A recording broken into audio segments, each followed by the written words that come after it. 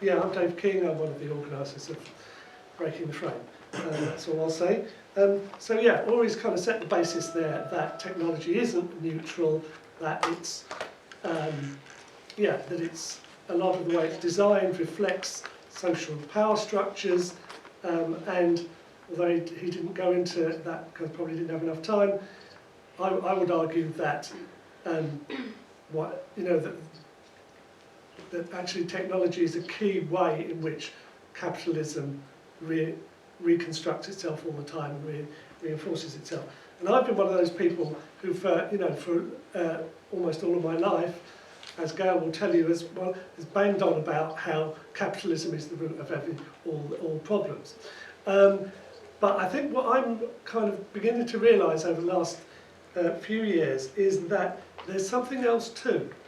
And that is that technology actually has its own ideology, its kind of own inherent ideology attached to it, at least in Western culture for the last 400 years. And that culture and ideology of technology in itself is the basis of an awful lot of the problems that we repeatedly, time after time, get confronted with technologies as they, new technologies as they develop. And I think what I'm trying to do with Breaking the Frame is to get people to realise, technology is critical to the way our whole society works. If it's, we really need to understand this. And I think the word I've been using a lot is technocracy, is the idea that technology is a power system in its own right, quite apart from the set of social power relations that are involved in capitalism. It's basically, it's the idea that knowledge is power. It's being the master of technology gives you the power to, as already described, to set the way the whole system works. It's a slightly different kind of power from the power of the head of state who can have you sent to prison or exiled or killed. It's a slightly different kind of power, but it's the power to set the agenda. So it's power through knowledge, and the person who sort of is generally recognised as the founder of, or the key philosopher of this system of power that's existed in Western societies for the last 400 years is a guy called Francis Bacon, who was an English, he was actually the Lord Chancellor of England in the early 17th century. He's the key philosopher of what has come to be called the scientific revolution, all the ideas about what science is. He was one of the key people there. The other person who you'll see on the wall over here, our friend René Descartes, French philosopher, also gets blamed for an awful lot of it. I think Bacon is actually more important. Anyway, so what happened in the early 17th century was basically this new philosophy, as societies in upheaval as the result of the ending of the whole feudal system.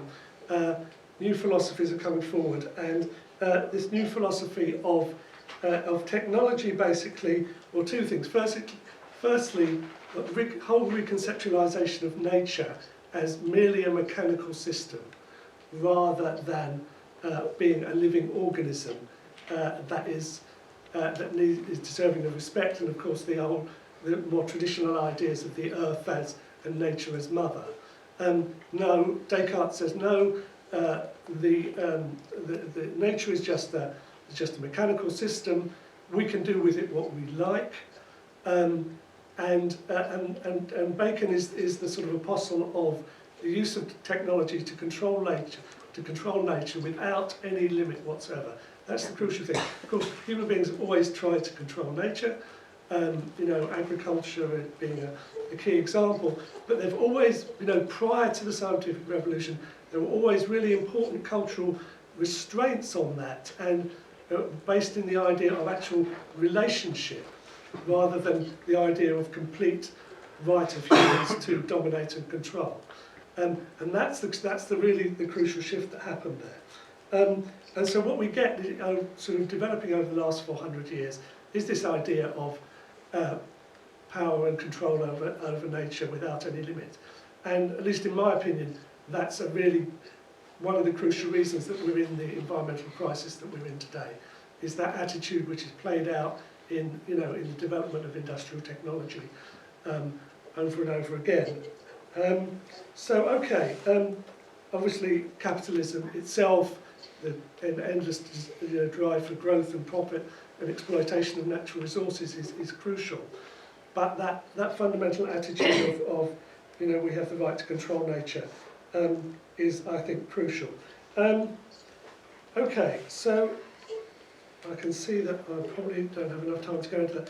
So what I'm trying to do is to persuade you that this idea of technocracy is as important to understand the way technology works in our society as is capitalism. And I thought what I would do is just run through the series of 12 workshops that we're going to have tomorrow and just give you a couple of comments about how technocracy is part of that. So, okay, food. Industrial agriculture is one of the key manifestations of technocracy. This idea of regimentation of nature. You can think of the American Midwest, those sort of huge flat square fields going on for miles, everything in straight lines. Think of a factory farm where you've got animals in rows of tiny cages. Everything is regimented and ordered. That's one of the crucial things about technocracy is this idea of order through technology. So that's industrial agriculture. Industrial agriculture, the kind of obsession with efficiency of production. In technocracy, the machine is the thing that you worship, basically, and what you're trying to do constantly is produce a more and more efficient, optimized machine.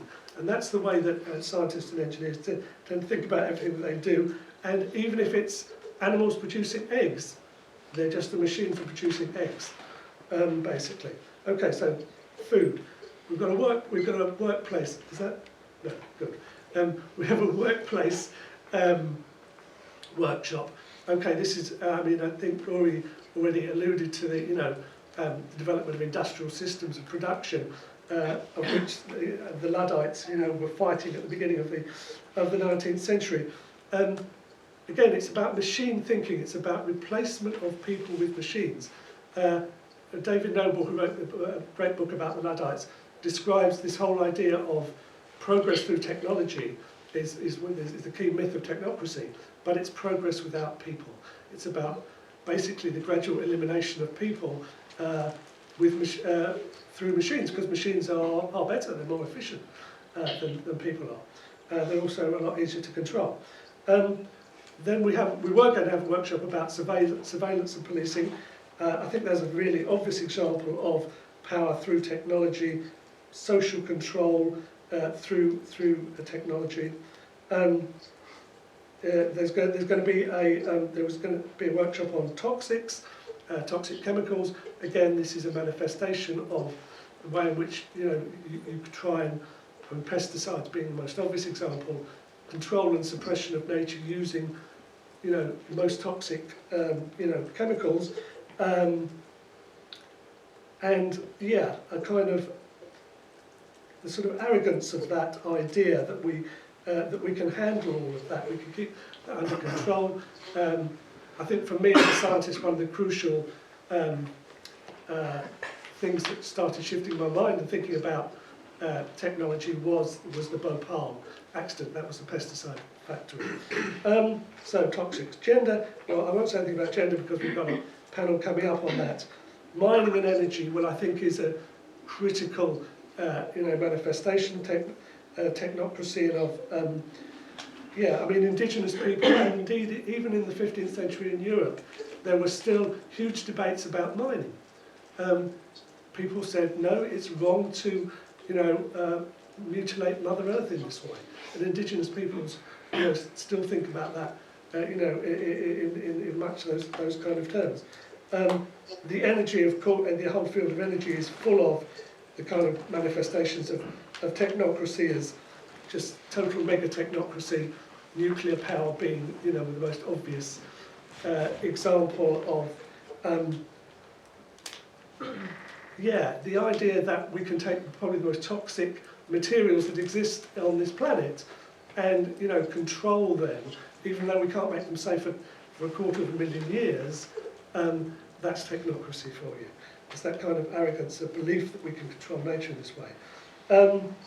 Emerging technologies, well, synthetic biology is, I think, at the moment, the clearest, one of the clearest manifestations of technocracy. You see, it's a kind of genetic engineering on steroids, where, you'll see these statements from synthetic biologists, maybe Molly will talk about this a little bit, of, basically we want to reinvent nature as a more efficient machine. Evolution has produced all this messy crap, we don't want this. We want efficient machines. We're gonna rewrite nature.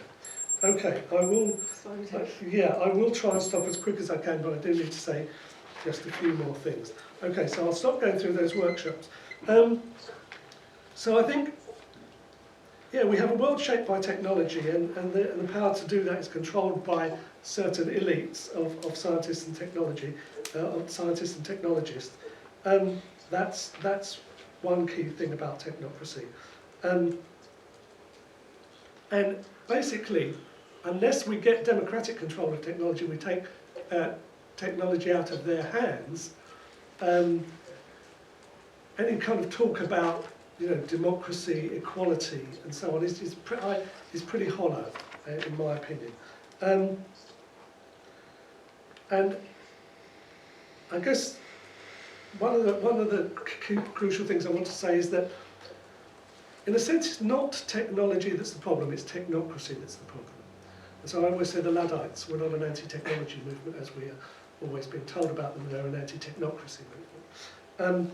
But that doesn't mean that we're letting technology off the hook, because the whole idea, the ideology of technocracy, comes from the mindset of technology. So it's not that technology is innocent, but it doesn't have to be this total industrial domination thing. I just want to finally say that, this story I've told you about technocracy, this is not my kind of original, inventions. Generations of scholars and activists have talked about this, and different movements, have tried to, act on those ideas. The radical environmental movement, the radical feminist movements, a lot of the 60s movements, quite a lot of different sections of anarchism, the disability rights movement. Has a very strong anti-technocracy critique, and of course the mental health system survivor anti-psychiatry movement again has a very strong anti-technocracy thing. What I think we need at this point in history, when we really are facing catastrophe, largely caused by technology and industrialism, we need a general anti-technocracy movement. Okay, so I think that's it. Okay, thank you, Dave. Jim, are you okay to be filmed? Sure. It'll be kind of at a distance. Okay, sure. Great. Over to you. And so I'm afraid it's kind of 5 a.m. in the morning here, so I'm a little bit bleary-eyed. I'm in Canada. I'm in Quebec. But so I'm going to be. If Dave ever thought I was going to be eloquent, which I'm not sure, it's going to be lost through Skype and sleepiness. But I'm really glad to be able to be part of this panel, even if Don't do that, Stevie. around it. I'll stop. They can see him on the screen, so go on, Joe. Carry on. Because I was really glad to see Breaking the Frame happen last year, and that was an amazing achievement. And to see it happen a second time is even more exciting. So I really wish I could lead that. When the singularity comes, we'll all be uploaded into some Breaking the Frame technological experience. But thanks for letting me be part of this remotely. So my name's Jim Thomas. I work with an organisation called the Etc. Group. I know some people in the room. I don't know how many people. we're a civil society group that tracks emerging technologies, particularly as they impact marginalized people. And our work is very much around trying to understand the impact of new and emerging technologies on particularly the marginalized, but also on biodiversity and so on.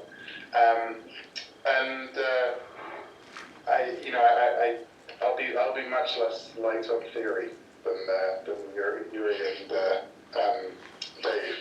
But we do have, there's one little bit I wanted to contribute, which is we have what we call such as law of technology introductions, which is actually my colleague Pat Mooney's law, really should be called Mooney's law, which is we believe that any powerful technology introduced into an unequal and unjust society is going to exacerbate the inequalities and the injustice in that society, and that's the effect of introducing powerful technology into an unequal society. And the catch here is I don't know when anyone last saw a just society. Effectively, any powerful technology into our current society has that impact. And the more powerful the technology, the more likely it is it's going to be used by the powerful against the powerless. And that's very much what we try to understand that's happening. I was listening a little bit also to some of what both Uri and Dave were saying about the way in which technology encodes social relationships in sort of in the physical reality of our world and the dangerous nature of that. It made me think of something that Winston Churchill once said. I'm not a big fan of Winston Churchill, but I always thought he can be quite pithy. And he said, we make our buildings, and then our buildings make us. And in fact, that's true around our technologies. The truth is we don't make our technologies anymore. Corporations make our technologies. And the elites make our technologies, and those in turn make our society. And I think that's often a good way of thinking about the way in which the innate politics of technology plays out, in the way that Langdon Winner often talks about. So I thought, that's as much theory as I'll probably contribute this morning in my kind of tired state. And I thought for the rest, I just wanted to sort of do more like reportage, really, from being involved in the struggles against powerful emerging technologies that are reshaping our world in ways that may be highly unequal and unjust. And I think that if I've been lucky enough to be there in Derbyshire with you, there are probably 5 areas I really want to make sure part of the conversation for the next couple of days. So I'm going to throw them in right now. Can you still hear me okay? Yeah. Yeah. Okay. The first is about converging technologies. I'll talk about that in a second. Second is about the Industrial Revolution that we're actually caught in the middle of, and I think we're not entirely often clear about how much there is a sort of second, or maybe it's a third Industrial Revolution very much underway right now, and it's relevant to thinking about the Luddites. It's particularly a revolution in what's called flexible manufacturing. I want to be sure that that's on the discussion. The third is the ways in which capital and technocrats, if you like, use technology for what I call the 3 S's: speculation, solutionism, and shock, and we'll talk about that in a second. And then I think it's useful to also talk about technology assessment as a 4th area, and a 5th is something called futurology from below if we get to that, but I don't have much time. Convergence, though, is a good place to start.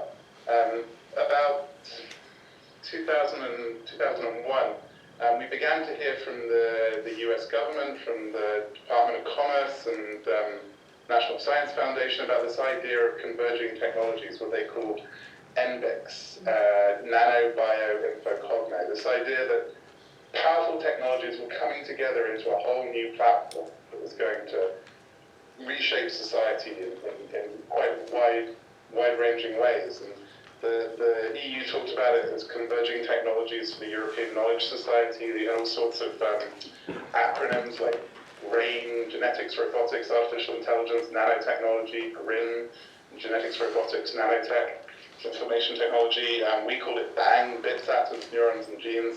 The point being, there was a very strong feeling back at the turn of the millennium that we were going to see this powerful new technological convergence that would bring very radically disruptive technologies that would mix together genetics, artificial intelligence, neurotechnology, information technology.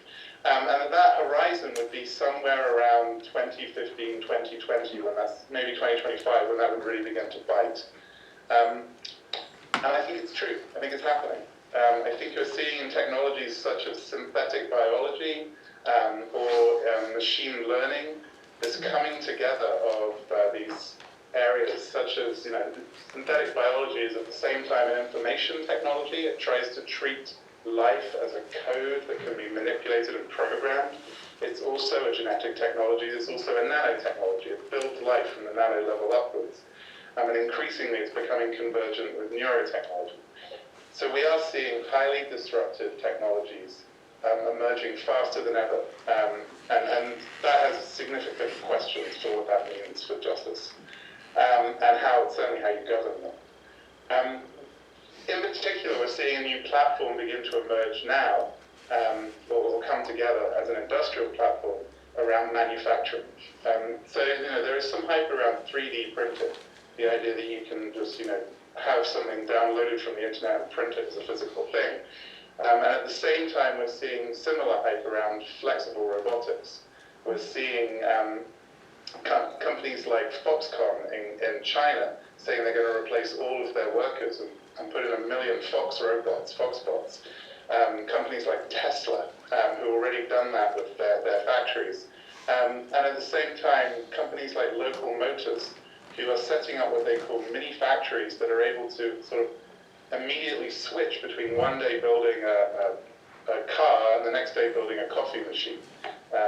And in this sort of flexible manufacturing, whether it's from 3D printing or all the way down to synthetic biology, where you're flexibly programming an organism to produce plastics one day or fuels the next day or vanilla the next day, there's a high degree of control in which people become increasingly less important. And exactly what we're hearing from Dave about technocracy is progress without people is becoming more and more possible. And larger and larger numbers of people are falling out of the economic picture. And I think flexible manufacturing and the advent of flexible manufacturing and how it's going to just dismember the role of humans in production is going to be a huge issue. There isn't much time to talk more about that, but I think it'd be great too. The third area I was going to mention was calling these 3 S's. The way in which capital uses technology is not just to manufacture things. It's also to make money. It's also to pretend to be answering things, and it's also to make policy changes. That we have, on the one hand, speculation. We look, for example, at something like synthetic biology. There's a tremendous amount, and then also machine learning and artificial intelligence. There are billions of dollars going in, which are just speculative money. It's bubble behavior. And it almost doesn't matter whether the technologies work. What matters is that you can speculate on them.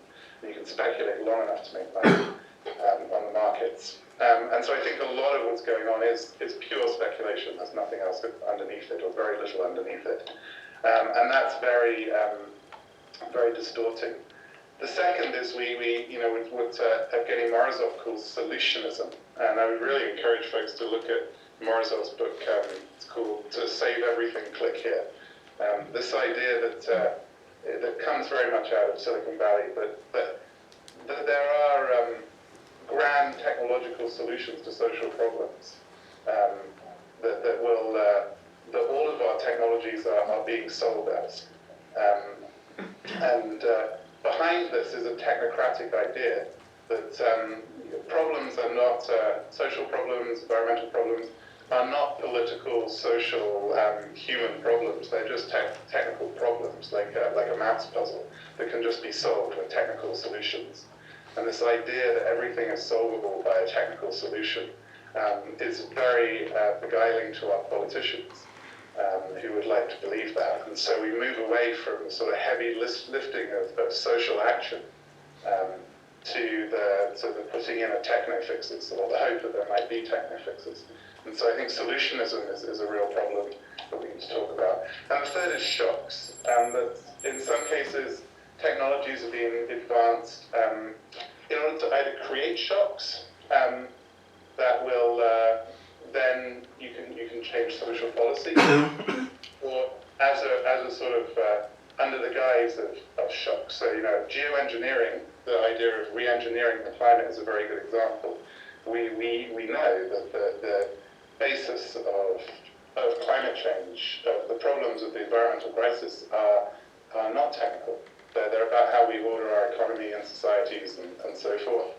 But under that shock of climate change now beginning to bite,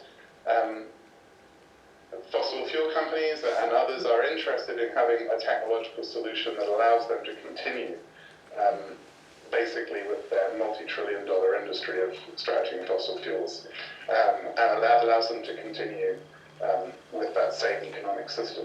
That they're happy to talk up the shock of climate change in order to deliver the shock therapy of geoengineering and not talk about the real issue. So it's just linked with solutionism. Jim? Yeah? I'm just aware of time. I really hate to interrupt you because Sure. I'm aware that you joined us at a very early hour and I would really like you to go on. But can we continue in the discussion?